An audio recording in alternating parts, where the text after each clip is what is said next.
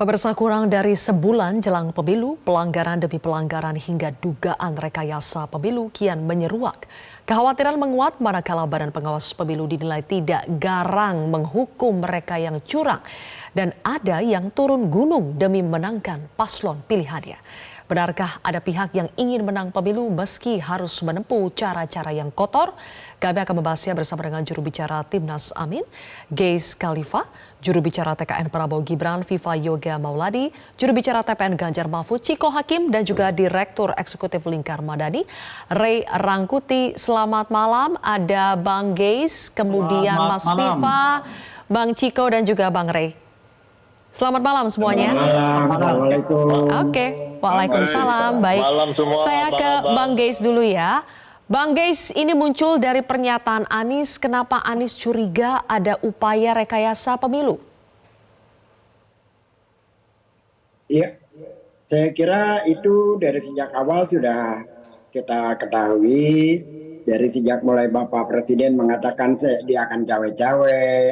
Lalu kemudian terjadi banyak pertemuan dengan aparat, terutama dengan aparat desa dan lain-lain. Tapi beginilah, dalam konteks itu saya mau bicara yang selanjutnya ya. Yang utama begini, nanti tolong Bang Ray juga ikut membahas. Hari ini betapa mirisnya kita ketika yang dikatakan ada seorang anak muda diberi kesempatan untuk menjadi cawapres dengan menggugurkan pasal di MK. Lalu ada banyak anak muda ketika mereka ingin berpartisipasi dalam kontestasi politik ini dalam rangka memberikan dukungan yang sangat luar biasa, tidak merusak pepohonan, tidak merusak pemandangan, mereka berpatungan membuat desain, lalu ada di videotron di mana-mana, kemudian di take down. Ini demokratisasi kita menjadi rusak oleh karena keinginan berkuasa yang tidak menggunakan cara-cara demokratis. Katanya memberikan kesempatan kepada anak muda. Tetapi ketika mahasiswa mereka dipukuli pada saat demo, ketika anak-anak muda menggunakan kreativitas kemampuannya mereka berpartisipasi dalam politik, lalu kreativitas mereka itu di take down. Ini sangat luar biasa perilaku semacam ini yang sama sekali tidak mencerminkan demokrasi kita. Jadi Bang hal Geis, yang pertama saya ingin kreativitas ungkapkan anak itu muda yang di take down konteks itu maksudnya yang mana, Bang Geis? Videotron yang ada di Bekasi maupun yang di Jakarta. Videotron Anies, oke. Kenapa dari contoh-contoh yang Anda sebutkan tadi, kemudian mengarah pada pernyataan ada upaya rekayasa pemilu? Kenapa mengarahnya ke situ? Apakah ini indikasi yang sudah jelas? Ya, kalau rejim ini netral, bahwa ini dibiarkan semua berkontestasi secara fair, tidak ada perlakuan semacam itu. Oke. Kan ini menunjukkan bahwa ada yang diistimewakan, ada orang yang tidak diberikan kesempatan. Sementara mereka katakan bahwa majunya Gibran sebagai cawapres memberikan kesempatan pada anak muda. Tapi ini bukan pada anak muda. Ini kesempatan buat anak presiden. Yang anak muda lainnya pada saat mereka ingin berpartisipasi, lalu mereka mengalami diskriminasi. Baik. Itu kan indikasi yang sama sekali menunjukkan betapa tidak demokratisnya Pilpres kali ini. Oke, sampai di situ dulu. Bang Geis, saya berikan kesempatan kepada yang lain. Oke. Bang Ciko, ke Anda dulu ya. Bang Ciko, saya ingin memutarkan ada pernyataan dari Sekjen Partai Gerindra Ahmad Muzani. Nanti silakan Anda tanggapi. Kita putarkan terlebih dahulu pernyataannya seperti apa. Sekjen Partai Gerindra Ahmad Muzani ketika berada di Karawang 13 Januari lalu mengatakan bahwa menangnya Prabowo Gibran satu putaran untuk menjaga kebinekaan dan Pancasila kita harus jaga persaudaraan, persatuan, kebersamaan agar tidak terkoyak, tercerai-berai, terbelah-belah. Bang Ciko, menangnya Prabowo Gibran satu putaran untuk menjaga persaudaraan, katanya persatuan supaya tidak terpecah belah. Ini kalimat yang menyemangati atau menakut-nakuti menurut Anda? Itu kalimat yang saya rasa tiba saat, tiba akal aja. Mungkin on the spot dia ditanya atau dia ingin mengarang sesuatu ya kan. Tetapi kita bicara soal perpecahan dan soal Bhinneka Tunggal Ika, kita kan setuju dengan aturan-aturan yang ada dalam pemilu ini. Aturan pemilunya bahwa kalau tidak cukup suara ada 50% plus 1 untuk lolos dan 20 provinsi dia menang, dia akan terjadi 2 putaran. Itu aja ya, itu kan menjadi masih dalam koridor konstitusi kita, koridor aturan-aturan dalam negara kita sendiri. Jadi itu kita nafikan aja lah, kita anggap nggak ada lah statement itu. Kasihan juga Pak Muzani jadi malu sendiri saya rasa menyampaikan itu. Nah ini satu hal lagi tadi bahwa soal satu putaran kami juga punya pandangan yang cukup sama nih dengan Bang Yais Khalifah ya, bahwa memang ini kan ada dipersepsikan bahwa akan menang satu putaran. Itu yang paling penting, mencoba dipersepsikan bahwa memang akan menang satu putaran gitu melalui juga hasil-hasil dari lembaga survei yang kita lihat mengarah ke sana, tetapi juga nggak bisa juga dipaksakan semua karena kan tidak masuk akal juga kalau dibilang ada salah satu paslon yang sudah mencapai 50%. Kita juga punya hasil-hasil sendiri, survei-survei sendiri di internal, dan juga bukan hanya hasil survei yang kita lihat, tapi juga FGD, focus group discussions yang kita lakukan di banyak daerah, dan juga kita mengukur dari canvassing kita sudah berapa pintu yang kita ketuk, dan kita sudah berbicara dengan masyarakat langsung dan lain-lain, sentimen di medsos. Nah ini juga menjadi ukuran-ukuran bagi kita. Nah ini artinya memang mohon maaf nih ya, bukan menuduh tapi menuduh. Artinya ini ada persepsi yang dibangun, sehingga juga nanti ketika terjadi kecurangan atau ketidaknetralan dari aparat itu tetap dianggap biasa. Oh ya emang mereka bakal menang satu putaran kok, hasil surveinya begitu kan, mereka juga pede dari awal satu putaran. Nah ini yang kita sayangkan. Tapi kalau kita mau jujur ya, ini kan agak lucu ya, Pak Prabowo sendiri punya bekal suara ya di 45% di pemilu yang lalu ya, Pak Jokowi 50 sekian persen ya kan. Lalu kemudian Pak Jokowi sekarang di 70 sekian persen approval ratingnya. Kalau kita mau jujur emang betul bahwa memang itu yang adanya, bahwa approval rating dan lain-lain, dan segitu populernya Prabowo Gibran seharusnya mereka sudah di 70%. Nanti setelah Oke. Tidak.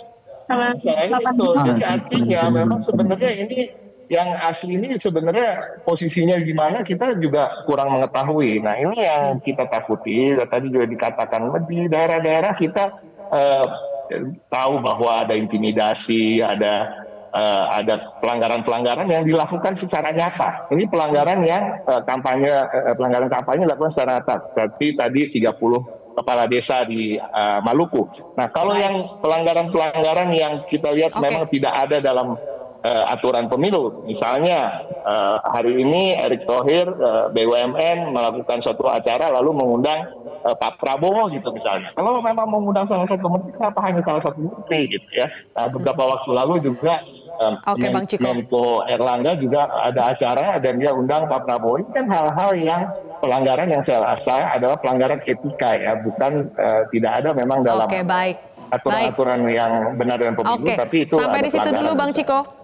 Baik, saya minta tanggapan dari Mas Viva ketika disebut ada rentetan peristiwa yang mengacu pada pelanggaran yang sudah jelas pelanggaran maupun yang masih dugaan. Sehingga akhirnya mengarah bahwa ini akan ada upaya rekayasa pada pemilu. Ada kekhawatiran bahwa pemilu akan berlangsung curang demi memenangkan salah satu paslon. Bagaimana tanggapan Anda Mas Viva? Ya tidak usah khawatir karena pemilu ini kan berdasarkan kepada konstitusi dan Undang-Undang Nomor 7 tahun 2017 tentang pemilu. Segala persoalan hukum sebagai landasan pemilu kan sudah diketok palu. Ketika kemudian ada narasi-narasi satu putaran, saya rasa seluruh pasangan calon cepat cek di TikTok di mana itu juga menyuarakan, menarasikan hal yang sama sebagai bentuk semangat juang agar kader-kader simpatisan relawan itu selalu berada dalam semangat yang tinggi untuk perolehan suara. Kalau kemudian ada potensi kecurangan, penyimpangan, ada Bawaslu sampai ke tingkat desa. Bawaslu, Panwascam, Panwasdes sampai ke tingkat desa itu ada semuanya. Ada Gakumdu yang melibatkan Bawaslu, kepolisian dan kejaksaan. Jadi narasi-narasi potensi kecurangan, ada hal-hal yang bersifat intimidatif, laporkan ke Bawaslu, itu loh, laporkan ke Gakumdu, biar masyarakat juga tahu. Jangan kemudian membangun ketakutan, kekhawatiran dalam rangka untuk mendiskreditkan pasangan calon yang lain. Itu tidak fair namanya. Jadi kalau kemudian ada persoalan, segera laporkan. Itu nanti akan dimonitor oleh netizen. Netizen ini adalah salah satu kekuatan moral untuk melakukan kontrol terhadap negara. Meskipun itu benar apa tidak benar, tapi selalu diupload dan ini menimbulkan sebuah efek positif bahwa proses politik serba transparan dan berdasarkan kepada prinsip-prinsip yang demokratis. Kalau kemudian ada hal yang dianggap tidak demokratis, kecurangan, penyimpangan, ya dilaporkan dong. Gitu. Tidak boleh membangun narasi yang diskriminatif terhadap pasangan calon yang lain. Gitu. Oke, langsung ditanggapi oleh Bang Geis, kalau ada dugaan kecurangan ya laporkan saja, jangan membangun narasi yang menakut-nakuti sehingga mendiskreditkan paslon yang lain. Bagaimana itu, Bang Geis? Ya, saya ingin tegas saja kepada saudara Viva Yoga. Pemberian bansos yang dipolitisasi itu indikasi kecurangan bukan? Ketika Pak Marzuki menyatakan bansos itu dari Pak Jokowi, itu logisnya bagaimana? Mempolitisasikan bansos untuk masyarakat dalam rangka kepentingan pilpres. Yang kedua, bagaimana menurut logika Anda ketika orang yang sama Zulkifli Hasan pada saat acara departemen yang dipimpinnya juga melakukan hal yang dalam konteks pilpres. Lalu Anda berkata bahwa laporkan dong. Kita semua tahu bagaimana lembaga Bawaslu selama ini tidak bertenaga untuk melakukan penghukuman atau sanksi terhadap hal-hal yang semacam itu. Saya kasih contoh. Bagaimana Pemprov DKI di masa Anies memberikan bantuan. Tertulis dari Pemprov DKI Jakarta. Tidak ada kata kalimat atau kata dari Gubernur Jakarta. Itu soal etika. Dan ini etika itu dilanggar berkali-kali. Dari mulai Mahkamah Konstitusi sampai kepada proses pilpres yang sekarang ini. Yang saya sebutkan tadi. Menteri yang bernama Zulkifli Hasan. Yang kebetulan Anda punya hubungan dekat dengan dia. Lalu Anda katakan dengan normatif, laporkan dong. Tanpa harus dilaporkan, seluruhnya kita yang concern kepada demokratisasi, selayaknya mengecam. Bukan memberikan pembenaran, lalu berkata normatif, laporkan dong. Oke, selama ini dijawab dulu Mas Viva, langsung dijawab oleh Mas Viva. Ya, karena video yang beredar itu sepotong-sepotong sehingga kita mempunyai persepsi yang menontonnya pun sepotong saja. Tidak sepotong-sepotong. Sebentar, saya mau bicara dulu Bang Geis. Iya, silakan. Jadi Abang bicara tidak saya potong. Silakan. Okay. Jadi pemahamannya menjadi tidak utuh ya. Jadi bahasa kampanye itu bisa menggunakan gaya bahasa yang berbeda-beda. Gaya bahasa pleonasme, hiperbola, personifikasi. Nah, ini adalah termasuk gaya bahasa personifikasi. Ketika Bang Zulkifli Hasan bilang, bansos ini dari mana? Dari Pak Jokowi. Ya, maksudnya itu adalah dari pemerintahan Jokowi. Gitu loh, maksudnya itu gitu. Jangan kemudian disimplifikasi bahwa ini adalah politisasi bansos. Partai Amanat Nasional, TKN, justru menolak politisasi bansos. Karena ada dugaan yang sedang dicek pada waktu itu kebenarannya, ada beberapa pihak yang menghambat menunda bansos ini dicairkan setelah pemilu. Padahal bansos ini adalah hak rakyat berdasarkan kepada Undang-Undang APBN yang diatur mekanismenya. Kita sudah tangkap jawaban dari Mas Viva, tapi kita harus jeda terlebih dahulu ya. Mas Viva, nanti saya minta Bang Rey, Bang Ciko untuk menanggapi juga jawaban dari Mas Viva. Sesaat lagi pemirsa, Prime Time News akan kembali sesaat lagi.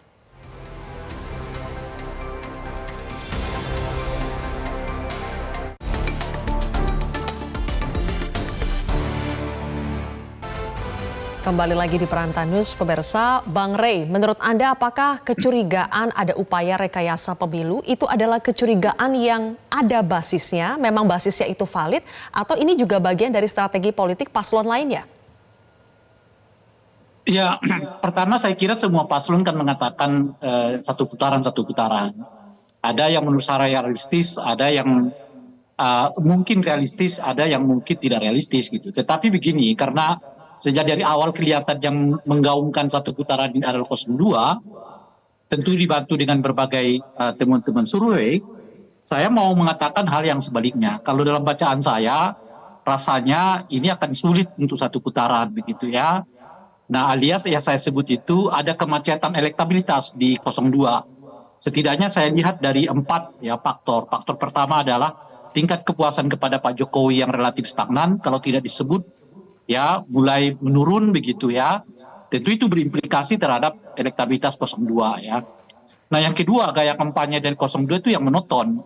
Bila dibandingkan dengan 01, 03 yang relatif ya memiliki banyak sekali varian-varian di dalam kampanye. Dan yang paling penting itu menurut saya ya, di dalam kampanye itu hal yang utama itu adalah dekat dengan masyarakat, bergaul dengan masyarakat, ketemu dengan masyarakat. Ini apa namanya itu aktivitas yang kelihatan jarang dilakukan oleh 02 kecuali akhir-akhir ini gitu ya. Pak Prabowo mulai keliling Sumatera macam-macam dan sebagainya gitu. Nah, sementara kalau kita lihat ya di dalam survei, hal utama yang paling memungkinkan para pemilih itu menjatuhkan suara mereka kepada kandidat itu karena mereka merasa dekat gitu. Nah, kedekatan inilah menurut saya yang relatif cukup intens dibangun oleh 01 dengan 03 dan saya kira agak jarang dibangun oleh 02 gitu. Ini faktor kedua. Faktor ketiga, ada saingan baru dari Pak Prabowo, namanya Ganjar Pranowo, yang bersaing di dalam hal siapa kira-kira yang paling mampu untuk melanjutkan program-program Pak Jokowi.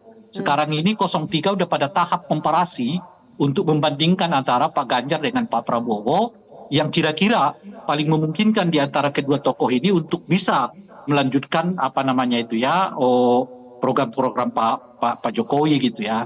Nah, faktor keempat, saya kira isu dinasti politik ya atau gerakan anti dinasti politik ini mulai bekerja di lingkungan masyarakat gitu. Nah, oleh karena itulah kita kelihatan sekarang gerakan-gerakan mahasiswa yang makin membesar.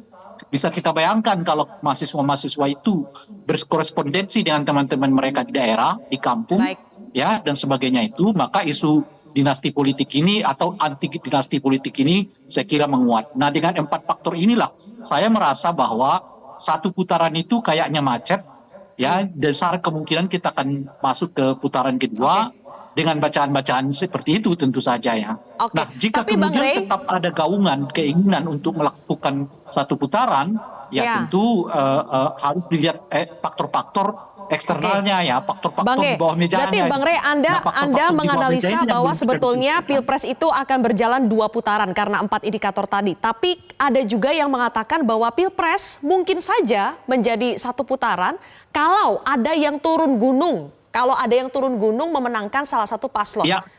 Benarkah begitu Bang Rey? Ya, itu yang saya sebut. Gini, kalau saya mengatakan dan gaya kampanye yang monoton ya dari Pak 02. Satu-satunya yang bisa mengurai kemacetan elektabilitas ini adalah Pak Jokowi. Jadi Pak Jokowi kalau turun tangan dalam pengertian tentu saja konstitusional begitu, mungkin bisa mengurai. Nah, persoalannya adalah apakah Pak Jokowi akan turun tangan atau tidak. Nah, saya kira akan kita lihat di tanggal 20 ke atas. Kalau kemacetan elektoral ini terasa terus di 02, saya sih melihat besar kemungkinan Pak Jokowi akan turun tangan, akan secara terbuka menyatakan dukungan kepada 02, bahkan terbuka kemungkinan beliau ikut kampanye untuk 02, dan itu semua tentu saja dibolehkan. Maka bahkan saya menganjurkan sebetulnya kepada Presiden Jokowi yang tak perlu lagi lah ya seolah-olah tidak mendukung siapa-siapa, jauh lebih terbaik, lebih terbuka beliau untuk menyatakan dukungan kepada salah satu paslon ini, agar dengan begitu hukum pemilu betul-betul bisa kita terapkan kepada beliau, di mana beliau dapat kampanye, dapat bergerak, dapat mengemukakan macam-macam itu jika beliau itu berada dalam kondisi cuti sebagai presiden gitu ya. Peristiwa di mana beliau mengomentari tata cara debat dan juga materi debat, menurut saya secara etik itu harus dinyatakan melanggar dan semestinya itu disemprit oleh Bawaslu karena presiden sebagai presiden sudah masuk ke tahapan ke tata cara tahapan pelaksanaan pemilu, sesuatu yang semestinya nggak dilakukan oleh presiden kecuali beliau dalam kondisi cuti. Oke, kembali ke Bang Ciko. Bang Ciko, kalau sampai seperti apa yang Bang Rey katakan ya, presiden betul-betul turun gunung, declare bahwa dia mendukung salah satu paslon, apakah ini berbahaya buat proses pemilu? Apakah benar nanti pemilu betul-betul bisa berujung pada rekayasa atau curang? Justru sekarang resiko rekayasa dan kecurangan yang tidak netralan aparat itu lebih terasa. Saya setuju dengan apa yang disampaikan Bang Rey. Kalau beliau cuti dan lain-lain, beliau subjek itu aturan-aturan dari KPU maupun Bawaslu. Jadi bisa ada pelanggaran dan lain-lain. Sekarang ini kita udah tahu kemana arahnya beliau. Dia turun ke daerah-daerah, beliau mengomentari hal-hal yang bukan ranahnya. Termasuk juga Kepala Staf Presiden misalnya. Dia beberapa waktu lalu mengomentari soal beberapa Satpol PP yang menyatakan mendeklarasikan dukungan untuk Prabowo Gibran. Sementara Kepala Komandan Satpol PP-nya memberikan sanksi pada mereka, sementara Kepala Staf Presiden mengatakan bahwa itu nggak ada pelanggaran gitu. Sudah memasuki ranah-ranah di sana. Nah, kembali lagi soal pasca debat, selain Presiden Jokowi, Pak Hadi, Menteri BPN juga menyampaikan soal kepemilikan tanah Pak Prabowo gitu kan aneh ya. Menurut kami ini sudah dilakukan dan ini masih dalam tataran pelanggaran etika. Saya selalu mengatakan bahwa yang namanya etika dan moral itu tidak semua bisa termaktub dalam aturan-aturan yang tertulis. Tapi ini masalah kepantasan, memantaskan diri pada jabatannya. Jadi saya melihat di masa kampanye ini banyak sekali pejabat yang tidak memantaskan diri bahwa mereka adalah sebagai pejabat publik yang diberi amanah pada rakyat dan tidak boleh ikut campur secara langsung dalam pemenangan salah satu paslon. Dan kalaupun memang mereka mau, saya rasa lebih baik declare, lebih baik itu tadi bagian jadi dari tim pemenangan nasional atau tim TKN-nya Prabowo Gibran. Oke, baik. Sisa 2 menit terakhir saya bagi ya ke Mas Viva dan juga Bang Chase. Aku ke Mas Viva dulu. Mas Viva, Anda sepakat dengan pernyataan semuanya memang ingin menang dengan cepat kalau bisa 1 putaran begitu ya. Semuanya ingin menang 1 putaran, tapi jangan menang 1 putaran dengan menghalalkan semua cara termasuk cara-cara yang kotor. Anda sepakat dengan itu? Ya sepakat, dan itu sudah diatur di Konstitusi dan Undang-Undang Dasar 45 dan Undang-Undang Pemilu. Mana ada kemudian menang dengan curang? Tidak ada itu. Kalau kemudian nanti ada kecurangan, kan ada persiapannya yaitu di Mahkamah Konstitusi. Jadi seluruh proses politik ini harus berjudul aman, nyaman, damai, dan menggembirakan. Narasi-narasi negatif, framing negatif, kemudian ada praduga-praduga, itu harus masuk dalam koridor hukum gitu loh. Jangan kemudian membawa persoalan ini patut apa tidak patut. Kita ini bicara soal legal formal pemilu. Legal formal pemilu itu diatur di undang-undang, segala perangkatnya itu sudah ada dalam turunan peraturan KPU, turunan Bawaslu, dan segala proses yang terjadi ini adalah bagian dari dinamika. Dinamika itu harus sesuai dengan undang-undang. Gitu. Baik, terima kasih Mas Viva. Terakhir saya ke Bang Geis. Bang Geis, kita ingat bahwa Pak JK juga kembali mengingatkan khususnya kepada Presiden Jokowi untuk bisa menjaga netralitas. Menurut Anda kenapa sih Presiden Jokowi perlu terus diingatkan, Bang Geis? Singkat saja. Ya, karena semua sudah memahami, sudah tahu, sudah secara terbuka posisi Pak Jokowi ada di mana. Jadi itu sudah sangat jelas dan saya sepakat dengan apa yang dikatakan Rey. Terbuka saja. Kalau perlu dia menjadi tim sukses, menjadi juru bicara dari calon 02 atau gimana silahkan aja. Dengan prasyarat ya cuti. Saya sepakat itu. Karena yang kita rasakan, yang kita lihat memang seperti adanya. Tetapi di akhir ini saya ingin mengatakan pada satu hal yang sangat penting bagi kami. Kepada teman-teman dari humanis itu yang telah bergerak dengan kreativitas yang luar biasa, jangan pernah mundur 1 senti pun, karena apa yang dialami oleh teman-teman semua itu sudah bertahun-tahun kami alami. Pertama, ketika Persija menjadi juara, Anies Baswedan tidak diberikan ruang untuk turun ke lapangan. Ketika Formula E juga demikian juga, hampir digagalkan. Baik. Juga ketika pertandingan antar klub sepak bola yang akhirnya dijadwalkan di tahun depannya. Jadi hal-hal yang Anda alami sekarang adalah sesuatu yang sudah kami alami bertahun-tahun dan berkali-kali. Semangat terus, jaga soliditas, mari kita menuju pemilu yang membutuhkan daya lawan yang sangat luar biasa, karena yang kita hadapi bukan hanya kontestasi pilpres. Oke, terima kasih Bang Geis dan juga Bang Ciko, Mas Viva dan juga Bang Rey. Terima kasih atas waktunya sudah berbagi bersama kami di Prime Time News hari ini.